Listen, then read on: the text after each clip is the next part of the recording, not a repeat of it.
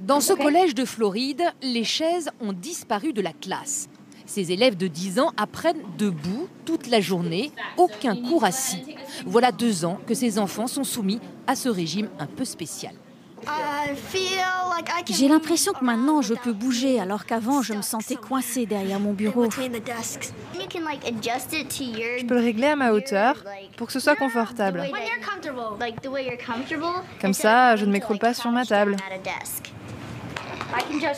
Je peux bouger le bureau et aller où je veux, donc ce n'est plus un problème si quelqu'un bloque ma vue par exemple. Selon l'activité, la professeure peut même changer en un clin d'œil la répartition des bureaux. Pour elle, cette nouvelle formule n'a que des avantages. De mon temps, on nous disait « asseyez-vous et écoutez, vous ne pouvez pas vous concentrer si vous êtes debout et que vous bougez ».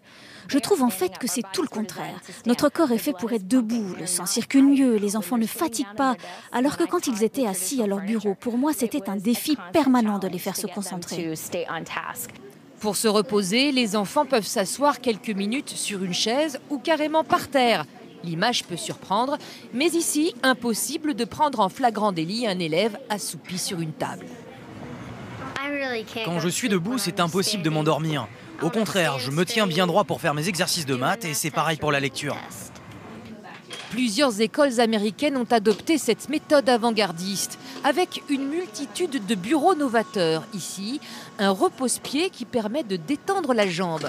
Premier objectif, lutter contre le surpoids. Les médecins ont constaté que les élèves debout brûlaient 25% de calories en plus par jour. Cela accroît le tonus musculaire dans les jambes. On améliore la circulation du sang et les fonctions artérielles. Ces nouveaux bureaux coûtent quand même 3 fois plus cher que ceux avec une chaise traditionnelle. Du coup, certaines écoles ont imaginé d'autres solutions pour faire travailler les muscles et le cerveau des élèves. Dans cette école primaire, on apprend sur des ballons de gymnastique. Étonnamment, les élèves arrivent à écrire et lire tout en bougeant.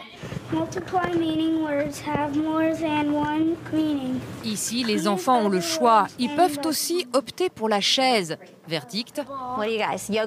Que ceux qui préfèrent les ballons lèvent le doigt. Ah, c'est unanime.